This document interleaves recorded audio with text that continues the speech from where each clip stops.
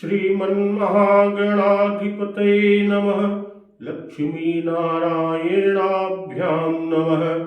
उमामहेश्वराभ्यां नमः।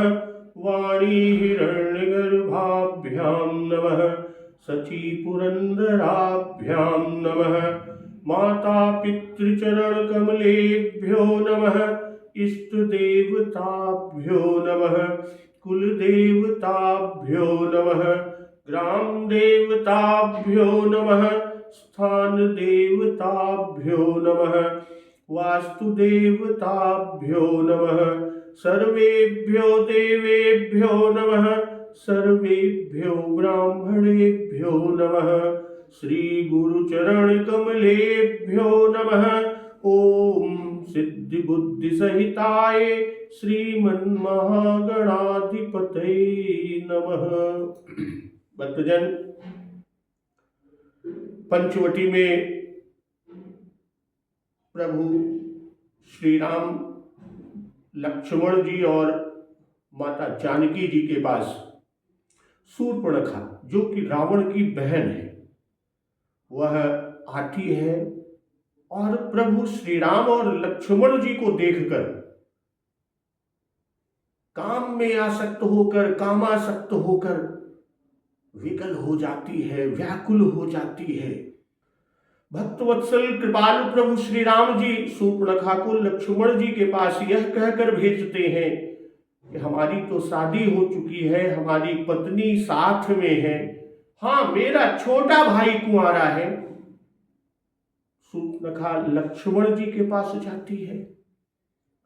लक्ष्मण जी उसे समझाते हैं कि मैं तो सेवक हूं, दास हूं, मेरे साथ रहोगी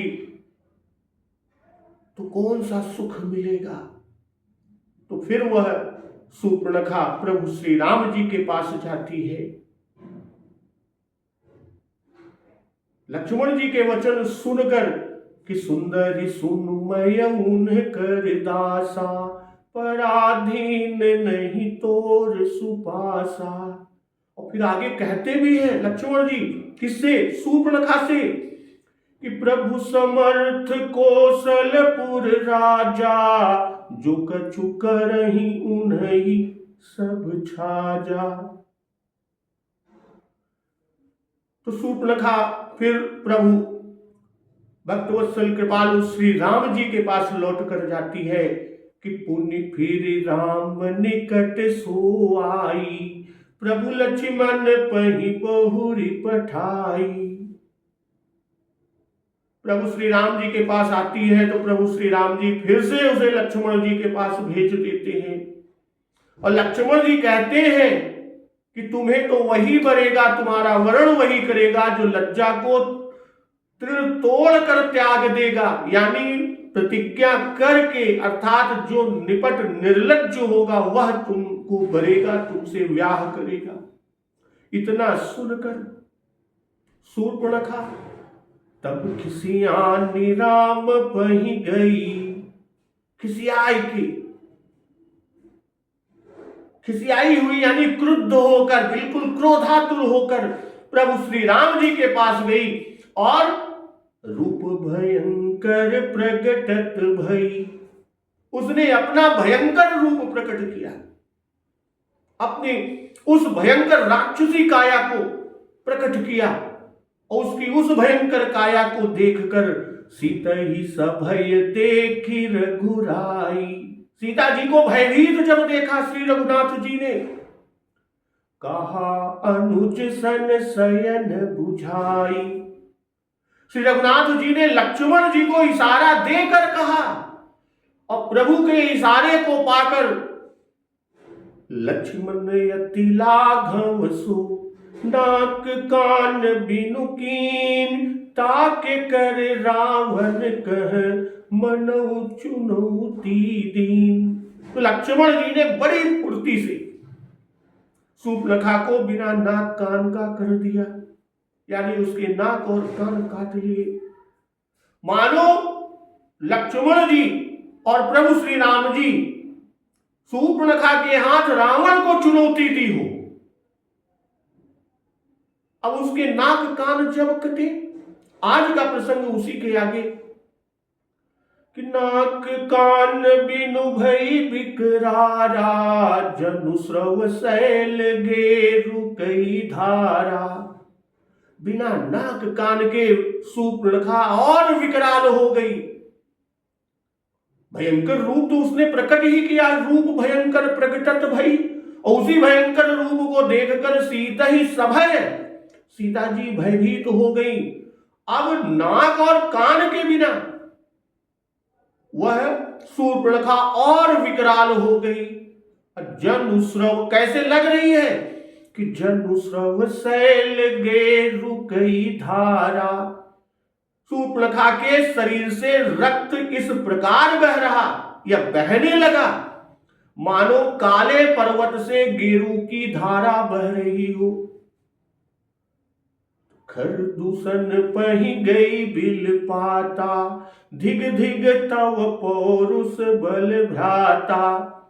सूर्पणखा विलाप करती हुई, जब उसके नाक और कान लक्ष्मण जी ने काट लिए तो सूर्पणखा विलाप करती हुई अपने भाई खर और दूषण के पास गई और वहां जाकर खर और दूषण अपने भाई से बोलती है कि धिग धिग तव पौरुष बल भ्राता। हे भाई, तुम्हारे पौरुष को, तुम्हारी वीरता को धिक्कार है, तुम्हारे बल को धिक्कार है। अतहि पूछा सब कहे सी बुझाई, जातु धान सुन सेन बनाई। तब खर और दूषण ने पूछा, जब वह उनके पास गई, खर दूषण पही गई बिल पाता। विलाप करती हुई जब उनके पास गई, तब खर दूषण ने पूछा तो सूर्पणखा ने सब समझा कर कहा, कहे सी बुझाई, सब समझा कर कहा, जातु धान सुनि सेन बनाई। और यह सुनकर राक्षसों ने सेना को तैयार किया। इतना सुनकर राक्षसों ने सेना को तैयार किया। लक्ष्मण जी ने जब नाक कान काटा तो नाक कान बिनु भई बिकरारा। भई बिकरारा कि कराल तो वह पहले ही थी, अब नाक और कान काटने से विशेष कराल हो गई, क्योंकि रक्त की 3 धाराएं बह चली। नाक और दोनों कान विकराल यानी विकराल रूप हो गई और विकराल हो गई। और लगती कैसे है कि जनुस्रव शैल गेरु कई धारा। जनुस्रव शैल, यहां शैल के साथ कज्जल शब्द बाबा गोस्वामी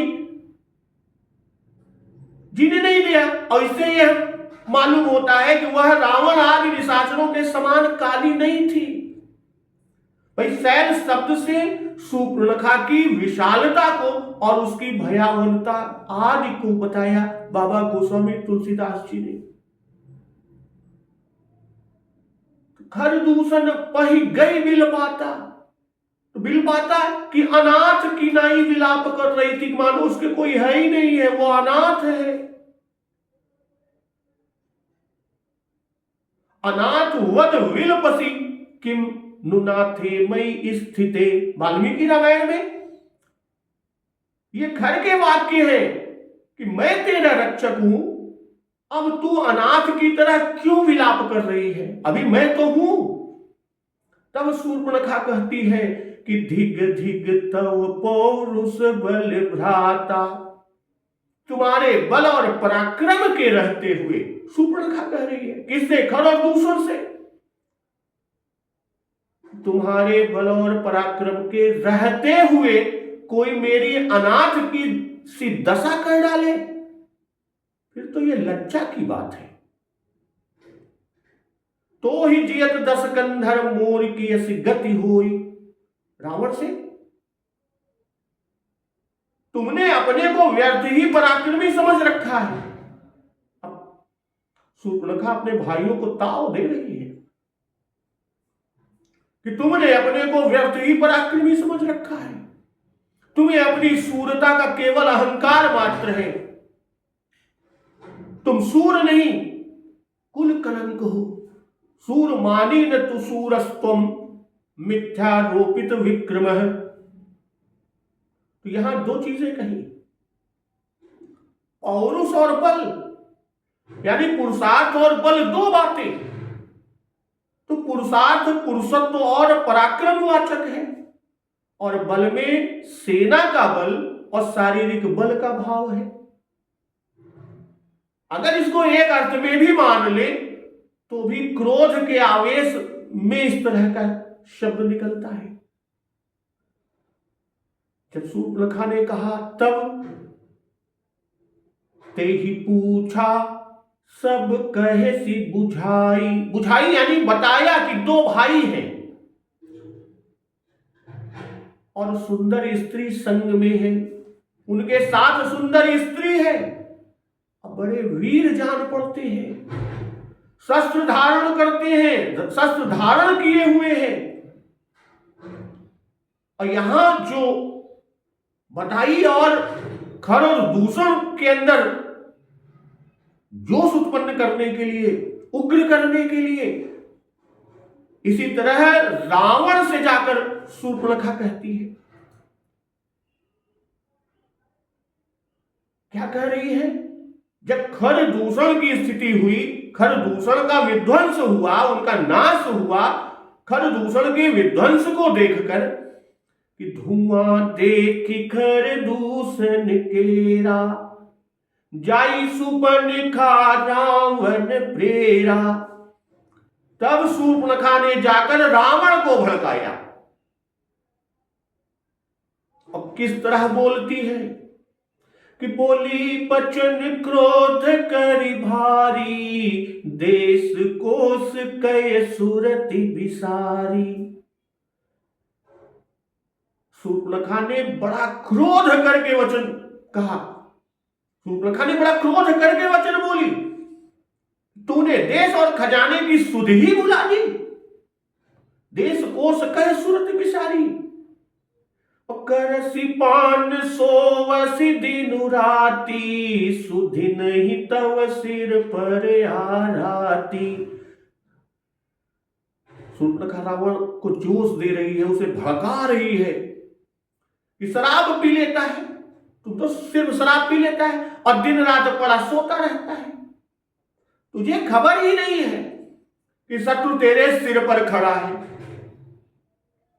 सुधि नहीं तव सिर पर आराती।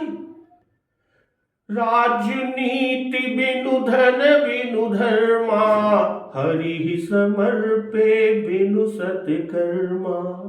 विद्या बिनु विवेक उपजाए, श्रम फल पढ़े किए अरुपाए। नीति के बिना राज्य और धर्म के बिना धन प्राप्त करने से, भगवान को समर्पण किए बिना, हरि ही समर्पे बिनु सत्कर्मा, भगवान को समर्पण किए बिना उत्तम कर्म करने से, अविद्या बिनु विवेक उपजाए, और विवेक उत्पन्न किए बिना विद्या पढ़ने से परिश्रम जो होता है कि परिणाम में सिर्फ और सिर्फ श्रम ही हाथ लगता है। असंग ते जति कुमंत्र ते राजा, मानते ज्ञान पान ते लाजा। विषयों के संग से सन्यासी, बुरी सलाह से राजा, मान से ज्ञान और मदिरा पान से लज्जा। प्रीति प्रणय बिनु मद ते गुनी, न सही पेगी नीति ऐस सुनी। भाई नम्रता के बिना, नम्रता न होने से, नम्रता के बिना अर्थात नम्रता के न होने से, प्रीति और मद यानी अहंकार से गुणवान शीघ्र ही नष्ट हो जाते हैं। कि इस प्रकार नीति मैंने सुनी है। रिपुरुज पावक पाप, प्रभु वही गणिय न छोट करी, अस कही विविध विलाप, करी लागी रोदन करन। शत्रु, रोग, अग्नि, पाप, स्वामी, सर्प को छोटा करके नहीं समझना चाहिए। रिपु, रुच, पावक, पाप, प्रभु, आहि गणीय न छोट करी। वही कहती है, रिपु यानी शत्रु, रुज रोग, पावक अग्नि, पाप यानी पाप, प्रभु स्वामी, अहि और सर्प, अहि माने सर्प, इनको छोटा करके नहीं समझना चाहिए। अस कही विविध विलाप, ऐसा कहकर शूर्पणखा करी लागी रोदन करन। अनेक प्रकार से विलाप करके रोदन करने लगी, रोने लगी। अब जो रावण की सभा माझ परिव्याकुल, बहु प्रकार कह रोई, तो ही जियत दस कंधर, मोर की ऐसी गति हुई। रो रो कर वो कह रही है कि हे दशग्रीव, हे दशानन, तेरे जीते जी मेरी क्या दशा ऐसी होनी चाहिए।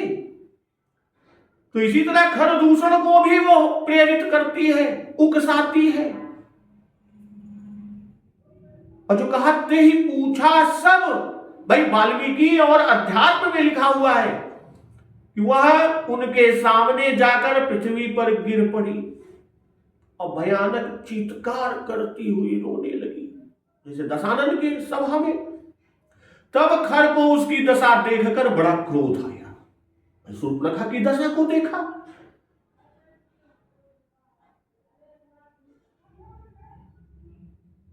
शूर्पणखा की दशा को देखकर खर को बड़ा क्रोध आया और खर ने कहा, सब बात कह, सारी बातें बता, घबराहट को दूर करके होश में आकर बता। बिल्कुल घबरा दे, अब तो यहां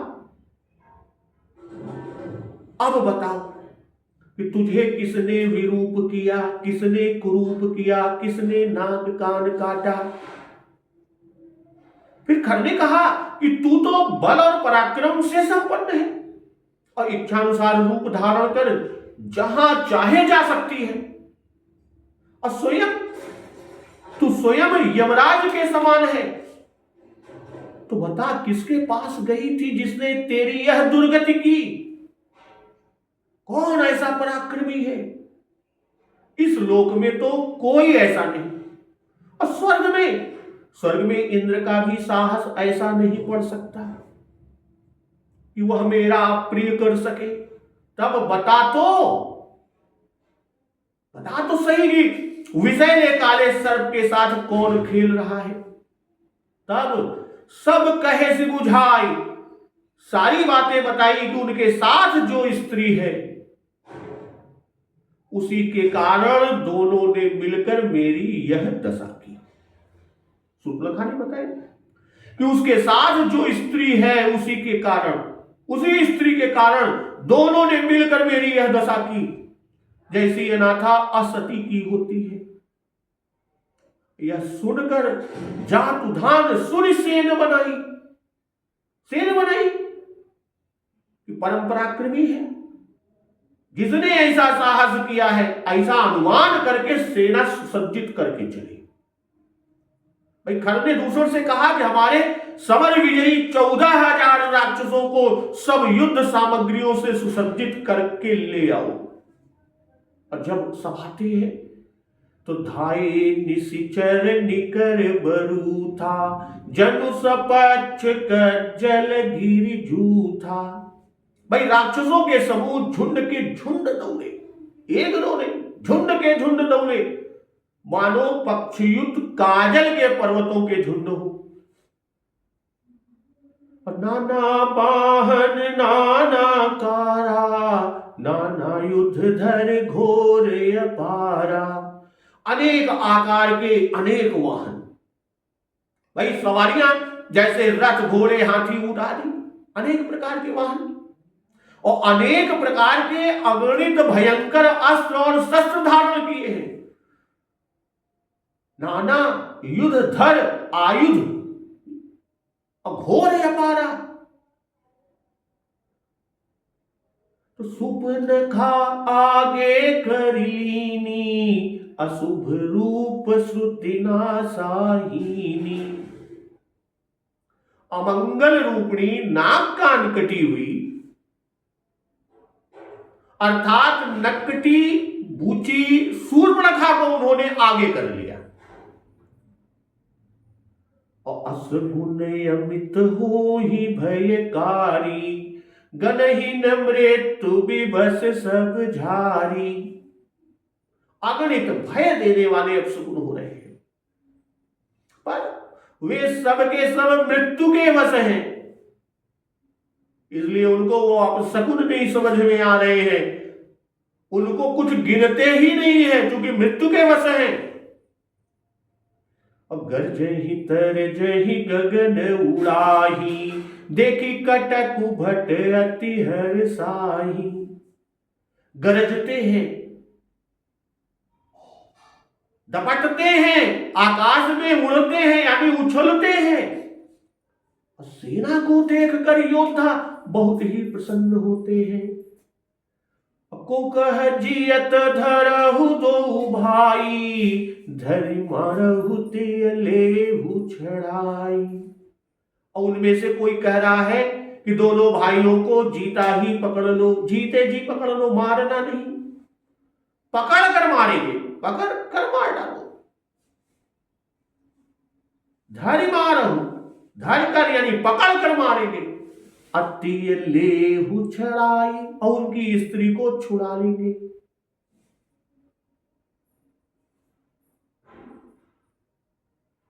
सूर्पणखा की बातों को सुनकर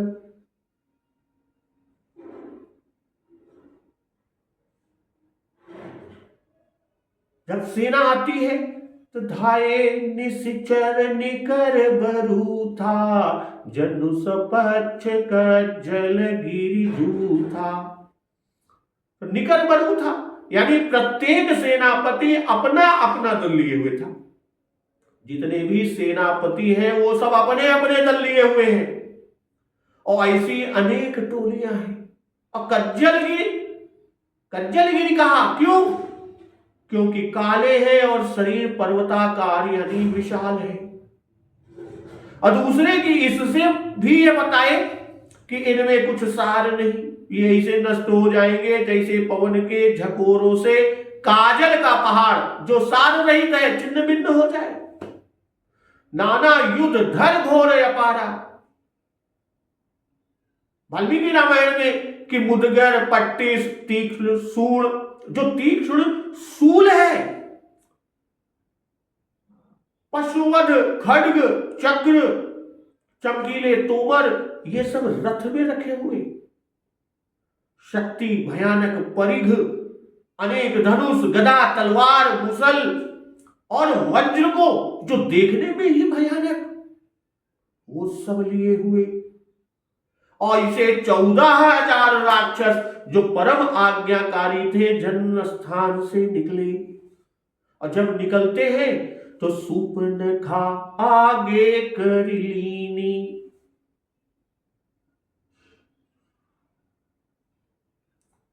यह अपशकुन उन्होंने अपनी ही ओर से कर लिया, सब प्रारब्ध वश हुए।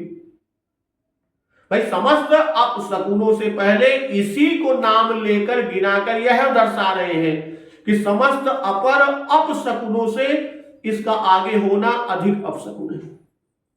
और आगे करने का कारण भी है कि भाई शत्रु का पता तो चलकर यही बतावेगी कि वो है कहां। तो असगुन अमित हो ही भयकारी, गणहीन मृत्यु विवश सब झारी। काल के वश होने से बुद्धि का विचार नहीं रह जाता। काल दंड गही काहुन मारा, हरई धर्म बल बुद्धि विचारा। इसी से गणहीन, कुछ नहीं गिनते इन अपशकुनों को।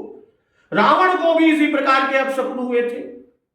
भाई भटों का सवारी पर से गिरना, घोड़ों हाथियों का चिघाड़ कर पीछे भागना, अस्त्र शस्त्र का हाथ से गिरना आदि ये सब अपशकुन है। कि असगुन अमित हो ही ते ही काला, गणहीन भुज बल गर्व विशाला।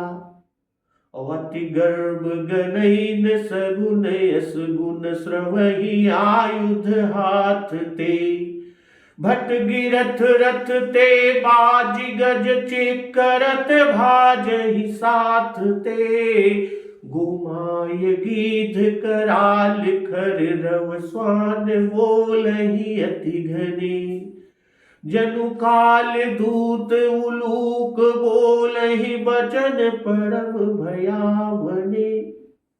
जिस तरह रावण को अपशकुन हुआ वैसे यहां पर भी असगुन अमित होई भयकारी। तो असगुन अमित होई वाल्मीकि रामायण में कहे हुए अपशकुन कुछ कि धूसर रंग के मेघों ने लाल जल की वृष्टि की, रथ में जुटे हुए घोड़े समतल भूमि पर सहसा गिर पड़े, सूर्य के चारों ओर अंगारे के समान गोलाकार परिधि हो गई, रथ की ध्वजा पर गीध बैठ गया, भयानक मांस भक्षी पशु पक्षी अमंगल सूचक शब्द करने लगे, मेघों द्वारा भयानक रोमहर्षण अंधकार छा गया, खून से रंगे हुए वस्त्र के समान लाल संध्या हो गई, कंक श्रृगाल गीध श्रृगाली ज्वाला निकलने वाले मुख से सेना के सामने बोलने लगी, बिना पर्व के ही सूर्य ग्रहण होने लगा, बिना रात के ही तारे दिखाई देने लगे, तालाब में मछलियां और पक्षी छिप गए तथा कमल सूख गए, वृक्षों के फल और फूल नष्ट हो गए, सारिकाएं चींची कूची का ये शब्द करने लगी, उल्कापात होने लगा और घर के आसपास की भूमि पर्वत वन कांपने लगे और उसकी बाईं भुजा फड़कने लगी और उसकी आंख आंसुओं से भर जाने लगी, फिर भी गनईन। ये वाल्मीकि रामायण से स्पष्ट है कि खर ने उत्पातों को देख कर हंसते हुए सबसे कहा, मैं इनको कुछ नहीं सोचता, जैसे बलवान दुर्बल की चिंता नहीं करता वैसे मैं इसको नहीं मानता, मैं क्रोध करके मृत्यु को भी मार दूंगा, देवराज इंद्र को भी मार सकता हूं, तब उन दो मनुष्यों की बात ही क्या है। यह सुनकर सेना प्रफुल्लित हुई, प्रसन्न हुई। तो इसका कारण बताते हैं कि मृत्यु विवश सब झारी, अर्थात वे सब अत्यंत प्रसन्न हुए। क्यों? क्योंकि उन पर मृत्यु की छाया पड़ चुकी थी और सेना चलती है। गरजहि तरजहि गगन उड़ाही, देखी कटकु भट अति हर्षाहि। भाई अपशकुन होने से उत्साह भंग हो जाता है। भाई हम ही आप जा रहे होते हैं, रास्ते में अपशकुन हो जाता है तो वो एक उत्साह जो होता है वो उत्साह मंद हो जाता है, भंग हो जाता है। पर इनका उत्साह भंग न हुआ बल्कि उत्साह बढ़ता ही जाता है और भी बढ़ गया। गरजहि तरजहि गगन उड़ाही, इससे बता रहे हैं बाबा गोस्वामी दास जी कि उत्साह से पूर्ण है। इसका कारण बाबा जी स्वयं बताते हैं। भाई अपशकुन की परवाह नहीं करते। क्यों? क्योंकि मृत्यु विवश सब झारी और अति हर्षाही का भाव। इस सारी सेना को हर्ष है पर जो भट है उन्हें अति हर्ष है। और उसमें से कहते क्या है कि को कह जियत धरहु दो भाई, धरि मारहु तिय लेहु छड़ाई। उनको पूर्ण विश्वास है और वे निश्चय किए हुए हैं, हम दोनों का वध करेंगे। दोनों कौन? जिन्होंने शूर्पणखा को कुरूप किया, उसके नाक कान को काटा, अर्थात प्रभु श्री राम और लक्ष्मण जी। तीन राक्षसों को यह विश्वास है कि हम प्रभु श्री राम और लक्ष्मण का वध करेंगे और इसी से ऐसा कह रहे हैं कि जियत धरहु और धारी मारहु और फिर तिय लेहु छड़ाई। भाई उन्होंने बड़ा भारी अपराध किया, वध के योग्य है, पर शस्त्र अस्त्र से तुरंत मर जाएंगे, कष्ट नहीं होगा, इसलिए उन्हें पकड़ लो। क्लेश भुगवा भुगवा कर प्राण लेना चाहिए। इसलिए छीन लेने से मानसिक खेद होगा, जिससे वे स्वयं ही मर जाएंगे। कि तब प्रभु नारी बिरह बलहीना, अनुजता सुदुख दुखी मलीना। भाई जीवित पकड़ने की बात करते हैं, जियत धर्म, जीवित पकड़ने में भाव यह भी हो सकता है कि शूर्पणखा अपने विरूप करने वाले, अपने को कुरूप करने वाले के गले का रक्तपान कर सकेगी, इससे उसका भी समाधान, वो भी संतुष्ट हो जाएगी। अधारिमानव अर्थात पकड़ लेने पर भी उसका वध करना ही चाहिए, नहीं तो पीछे न जाने का उपद्रव करे।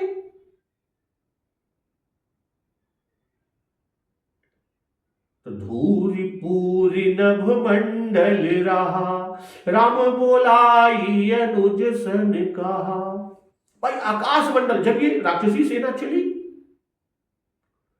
तो धूरी पूरी नभ मंडल रहा, आकाश मंडल धूल से भर गया। तब राम बोलाई अनुज सन कहा, तब प्रभु श्री राम जी ने अपने अनुज यानी भाई लक्ष्मण जी को बुलाकर कहा। क्या कहा? कि लई जानकी जाहु गिरि कंदर, जानकी जी को लेकर तुम पर्वत की कंदरा में चले जाओ। आवा निशिचर कटकु भयंकर, क्यों? क्योंकि निशाचरों की भयंकर सेना आ गई है। और आगे भी कहते हैं प्रभु भक्तवत्सल कृपालु श्री राम जी अनुज लक्ष्मण से कि रहु सजग सुनि प्रभु कय बानी, चले सहित श्री सर धनु पानी। प्रभु ने कहा सचेत रहना, तो प्रभु के सचेत रहना, ये प्रभु के वचन सुनकर लक्ष्मण जी श्री जानकी जी सहित हाथों में धनुष बाण लिए हुए चले। तो देखे राम रिपुदल चलियावा, यह देखकर कि शत्रु का दल चलकर आ गया, देखी राम रिपुदल चलियावा। तब राम जी बिहसी कठिन को दंड चढ़ावा, तब प्रभु श्री रामचंद्र जी ने हंसकर कठिन धनुष को चढ़ाया। जब राक्षसों की सेना चली, धूरी पूरी नभ मंडल रहा, राम बुलाई अनुज सन कहा। भाई वाल्मीकि और अध्यात्म में उत्पातों को देख और राक्षसों के गर्जन और उनकी भेरी आदि की ध्वनि को सुनकर लक्ष्मण जी से कंदरा में जाने की बात कही है। और मानस में आकाश को राक्षसों की भारी सेना से उड़ी हुई धूल से पूर्ण देखकर आकाश पूरा धूल से भर गया। बुलाई यानी लक्ष्मण जी को बुलाकर कहे, यहां धूरी पूरी नभ मंडल रहा, राम बुलाई अनुज सन कहा। धूल देखकर उधर से राक्षसों की बड़ी सेना का आगमन निश्चय कर एक और तो श्री राम जी को चिंता हुई कि श्री जानकी जी भयभीत हो जाएंगी, इनकी रक्षा का उपाय करना चाहिए। और दूसरी ओर चित्त में बड़ा आनंद हो रहा है कि निशाचरों के विनाश की प्रतिज्ञा को सत्य करने का बड़ा ही सुंदर अवसर मिल गया। श्री सीता जी की चिंता से एक क्षण श्री राम जी स्तंभित हो गए। भगत बछलता ही हुलसानी, और तत्काल ही उसका उपाय मन में आते ही आनंद और वीर रस से सात्विक भाव प्रकट हो गए। ले जानकी जाऊ गिरि कंदर, आवा निशिचर कटुक भयंकर। भाई श्री सीता जी से घर पर रहने के लिए जब अयोध्या से चल रहे थे, निकल रहे थे, तब प्रभु भक्तवत्सल कृपालु श्री राम जी श्री सीता जी से घर पर रहने के लिए कहते हुए प्रभु ने कहा था कि दर्पहि धीर गहन सुधियाए, मृगलोचन तुम भीरु सुभाई। कि तुम स्वाभाविक ही डरपोक हो, भीरू हो। इसलिए लक्ष्मण जी से कहा कि इन्हें कंदरा में ले जाओ, जिससे हमारा और निश्चरों का युद्ध, जो निशाचर है इनके बीच, हमारे बीच जो युद्ध होगा, इनको न देख पाएंगे। क्यों? अभी भी सूर्पनखा का भयंकर रूप देखकर भयभीति हो चुकी है, और अब तो अनेक विकट राक्षस आ रहे हैं। श्री सीता जी को लक्ष्मण जी के साथ भेजने का एक कारण यह भी कि इनके रहने से आपत्ति की विशेष आशंका है, और आपत्ति की आशंका होने पर अपने कल्याण की इच्छा रखने वाले बुद्धिमान पुरुष जो होते हैं, वो पहले से ही उसका उपाय कर लेते हैं। उन्हें कर लेना चाहिए, ऐसा विधान है। इसलिए लक्ष्मण जी को आज्ञा दिया कि श्री जानकी जी को कंदरा में ले जाओ। कंदरा में जाने को कहा, क्यों? कंदरा में ही क्यों कहा? क्योंकि वहां पर्वत है, उनमें छिपने के लिए ऐसी भी गुफाएं हैं जहां सबका पहुंच सकना बहुत दुर्लभ है, और कोई स्थान वहां ऐसा नहीं। और कहते हैं रहे सजग सुनि प्रभु कह बानी। भाई तुम्हारे रहने के स्थान का कोई पता ना पा सके, सजग रहना। श्री जानकी जी को उन राक्षसों का दर्शन न होने पावे, फिर लक्ष्मण भैया किसी पर विश्वास न करना, क्योंकि राक्षस बड़े मायावी होते हैं, बहुत मायावी होते हैं। इसलिए किसी पर विश्वास न कहना, आदि आदि सब तरह से सावधान रहना। अब यहां भी लक्ष्मण जी को क्यों भेज दिया? क्यों लक्ष्मण जी को भेज दिया? तो उसका उत्तर, क्योंकि श्री सीता जी को कंदरा में अकेली नहीं छोड़ सकते। न जाने कोई निशाचर वहां पहुंच जाए, और दूसरे यहां नीति भी काम में लाए कि लक्ष्मण जी ने नाक कान काटे हैं, इन्हीं से वे लड़ पड़ेंगे और ये निशाचर उनके हाथ से मरेंगे नहीं। और तीसरा कारण कि उन राक्षसों को, सूर्पनखा को अपना पराक्रम दिखाना है, जिससे वह रावण से जाकर कह सके। और चौथा कारण कि श्री राम जी इन सबों को स्वयं मारना चाहते हैं, यद्यपि लक्ष्मण जी सबको मार सकते हैं। और कहते हैं कि रहु सजग सुनि प्रभु कह बानी।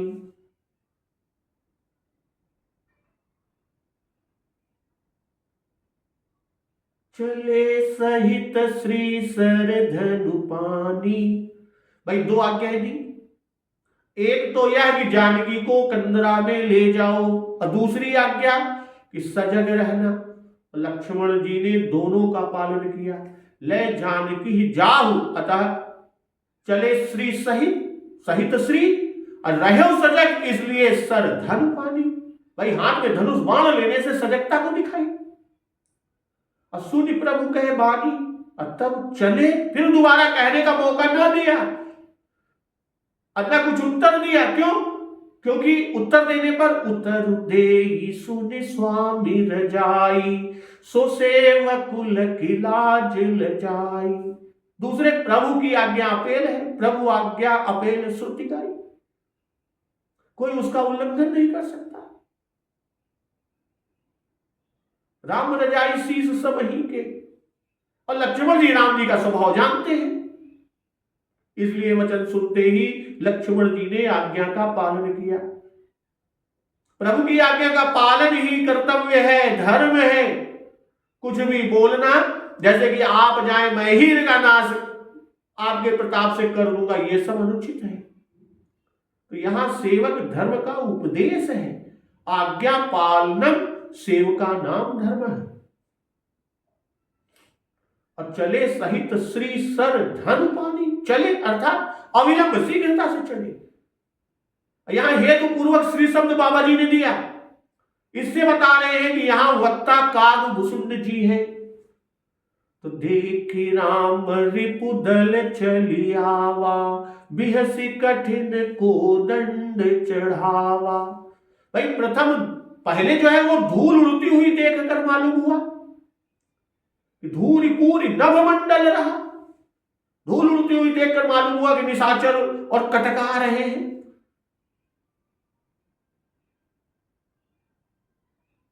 धूरी पूरी नभ मंडल रहा, राम बुलाई अनुज सन कहा। ले जान की जाहु गिर कंदर, आवा निश्चर कटकु भयंकर।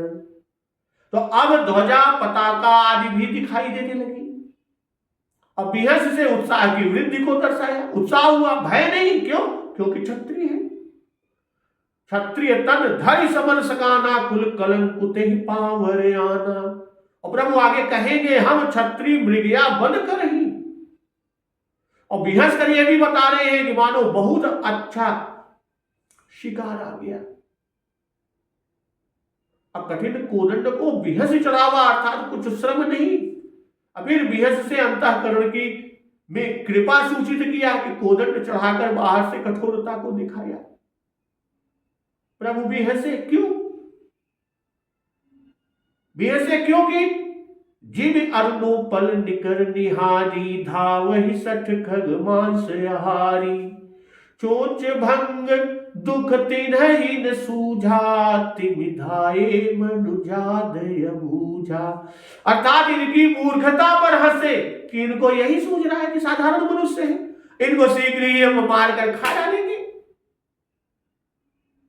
यदि प्रभाव जानते तो इस तरह न उड़े आते। भाई जो प्रतिज्ञा कि उसका विधान, जो प्रतिज्ञा किया, अब उसका विधान आ गया। रावण से युद्ध का श्री गणेश हो गया, क्योंकि खरदूषण रावण की सीमा के रक्षक है, इसलिए भी हंसे। स्वामी प्रज्ञानंद जी लिखते हैं, बिहस से कठिन के भाव कि हास माया है। भाई बहुत से अवसरों पर जब प्रभु भक्तवत्सल श्री राम जी बिहसे हैं, तब योग माया का प्रसार अथवा आकर्षण किया। कि बोले बिहसी चराचर राया, बहुते दिन कीन्ही मुनि दाया। नारद वो प्रसंग में बिहस योग माया। अब बोले बिहसी राम मृदुबानी, सती वो हुआ। अब भ्रमते चकित राम मोहि देखा, बिहसे सो सुनि चरित बिसेखा। वसुदेव जी का वो देखी कृपाल पिकल मोही, बिहसे तब रघुबीर। बिहसत ही मुख बाहर, आयो सुनमति धीर। वसुदेव जी के मोह मुक्ति। इससे भी यह मालूम होता है, स्पष्ट है कि प्रभु ने रिपु पर अपनी माया को प्रेरित किया, योग माया। अब उस दुष्टा कामी व्यभिचारिणी स्त्री का पक्ष लेकर ये सब व्यर्थ ही मारे जाएंगे, यह सोचकर प्रभु हंसे। इनके स्वयं चढ़ाने से अगस्त जी के उग्र श्राप मुनिवर कर हरहु, और कीजे सकल मुनिन पर दाया। तो ऋषि अगस्त जी की इस आज्ञा का बिना प्रयास के पालन हो गया। भाई दंड का रण शाप मुक्त होगा, मुनिगण निर्भय हो जाएंगे, यह सोचकर हंसे। तो कोदंड कठिन चढ़ाई, सिर जट जूट बांधत सोह क्यों। कठिन यानी जो दूसरे से चढ़ाया ना जा सके, जिसे कोई काट ना सके। तो कठिन धनुष चढ़ाकर सिर पर जटाओं का जूड़ा बांधते हुए श्री राम जी कैसे शोभित हो रहे हैं कि मरकत शैल पर लरत दामिनी, कोटि सो जुग भुजग ज्यो। जैसे नीलम के पर्वत पर करोड़ों विजलियों से दो सर्प लड़ रहे हो। और कटिकसी निसंग विशाल, भुज गही चाप बिसिक सुधारी कै।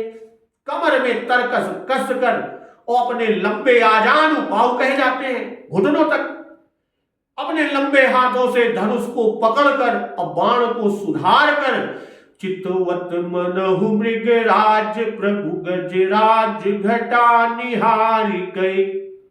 इस तरह से प्रभु शत्रुओं की ओर देख रहे हैं, मानो गजराजों का समूह देखकर सिंह उधर देख रहा हो। तो अब प्रभु के सामने खरदूषण और उनकी सेना, प्रभु ने कोदंड चढ़ाकर कंधे पर लटका लिया और फिर दोनों हाथों से जटाओं को बांधा। भाई जटाएं बांध कर कमर में तरकस कसकर और अपनी विशाल भुजाओं में धनुष और तीक्ष्ण बाण सुधार कर लिया और उन्हीं की ओर देख रहे हैं।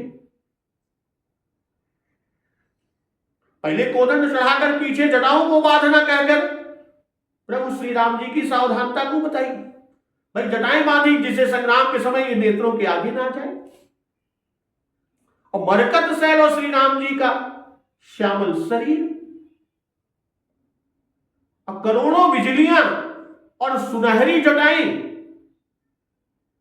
भाई तपस्वी महात्माओं की जटाओं का अग्रभाग ललाई बन लिए होता है। सर्प वो सर्प है और हाथ परस्पर उपमान और उपमेय है। तो दोनों हाथों से जटाओं को पकड़ कर बांधते हैं तो ये दोनों हाथ मानो सर्प हैं। तो दो सर्पों का बिजलियों से लड़ना है। भाई किसी किसी विशेष दशा में बालों से बिजली की चिंगारियां वास्तव में निकलती भी है। इस कलयुग में आज भी जो कोई कुंडलिनी योगी बन जाता है उसके सिर की जटाएं ही नहीं बल्कि सारे शरीर के रोम भी माणिक्य के समान चमकीले हो जाते हैं। तो चितवत मनहु मृगराज प्रभु गजराज घटा निहारी गए। तो मनहु मत गज गन निरक सिंह किशोर ही चोप। सुधीक्षण जी के निश्चर कर बरूथ मृगराज हमको यहां चरितार्थ किए कि उनके दलन का उत्साह हृदय में पूर्ण है, वे बहुत से हैं इसलिए गजराज घटा कहे। असिंह अकेला सबको दर डालता है। तो यहां प्रभु अकेले ही सबका नाश करेंगे। तो आई गए बगमेल धरहु धावत सुभट जथा बिलो की अकेल बाल रवि घेरत धनुज। बड़े बड़े योद्धा यह कहते हुए कि पकड़ो पकड़ो दौड़ते हुए निकट आ गए। प्रभु श्री राम जी के निकट आ गए। जैसे उदय के समय के बाल सूर्य को अकेला देखकर दैत्य घेर लेते हैं। भाई सवारों की दौड़ को बगमेल कहते हैं कि हर्ष परस्पर मिलन हित कछुक चले बगमेल। बालकांड में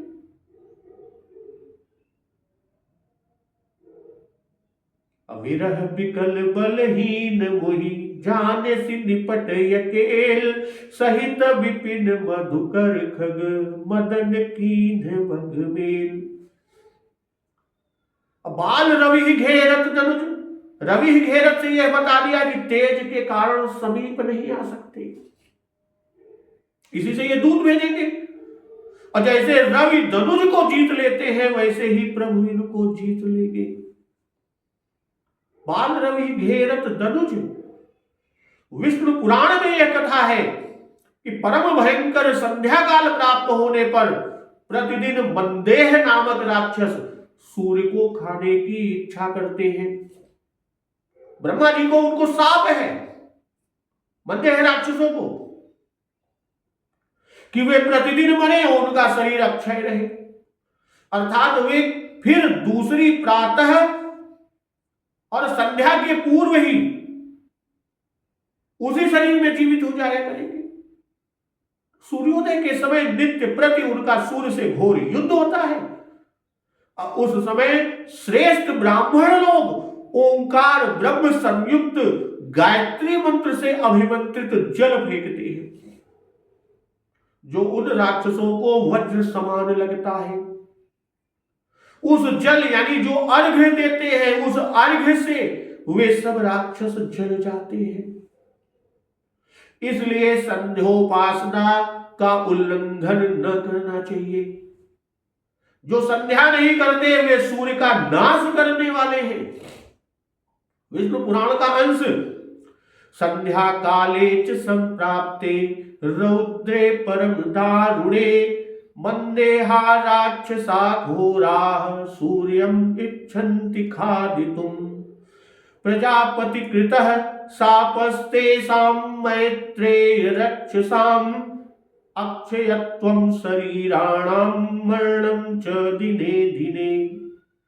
ततः सूर्यस्य तैर्युद्धं भवत्यन्त दारुणं।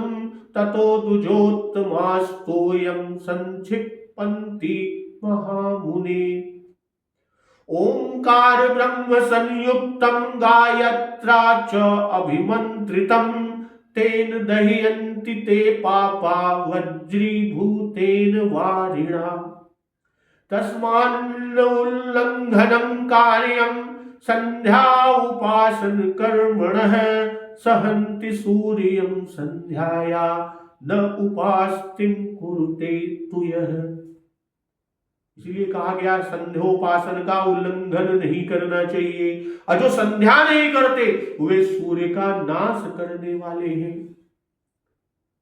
तो इसमें आध्यात्मिक अर्थ है। सूर्य आत्मा, इसके दर्शन में विघ्न डालने वाले दानव हमारी मंद इहा विषय वासनाएं हैं। विषय मनोरथ दुर्गमनाना ते सब सूल, वही सब सूल है। और गायत्री मंत्र के अनुष्ठान से समय पर यथाविध चित्त शुद्ध हो जाता है, दुर्वासनाओं का नाश होता है और आत्माराम रवि का दर्शन हो जाता है। तो इस दृष्टांत से यह दिखा रहे हैं, बता रहे हैं, सूचित कर रहे हैं कि जैसे उन दानवों से सूर्य का कुछ भी नहीं बिगड़ता, बल्कि उन्हीं का क्षण मात्र में नाश हो जाता है, वैसे ही इधर प्रभु श्री राम और खरदूषण की सेना के बीच भी होने वाला है। बाल रवि से भगवान प्रभु श्री राम जी की कोमलता और उनकी छोटी अवस्था, बाल रवि के उदय के समय उसके मंडल पर दृष्टि डालने के पश्चात 10 दिशाओं में सूर्य का लाल पीला तेज ही परिपूर्ण देखने में आता है, वैसे ही इन राक्षसों की दशा हो जाएगी। वे भगवान के मुखमंडल को टकटकी लगाए देखते ही रह जाएंगे और तत्पश्चात सब दिशाओं में वे राम रूप ही देखते रहेंगे। बाल रवि का तेज नेत्रों को अल्पकाल ही सहे होता है, पश्चात नेत्र उसके मंडल को देखने से अंध हो जाते हैं, और वैसे ही दुर्दशा सभी राक्षसों की होगी।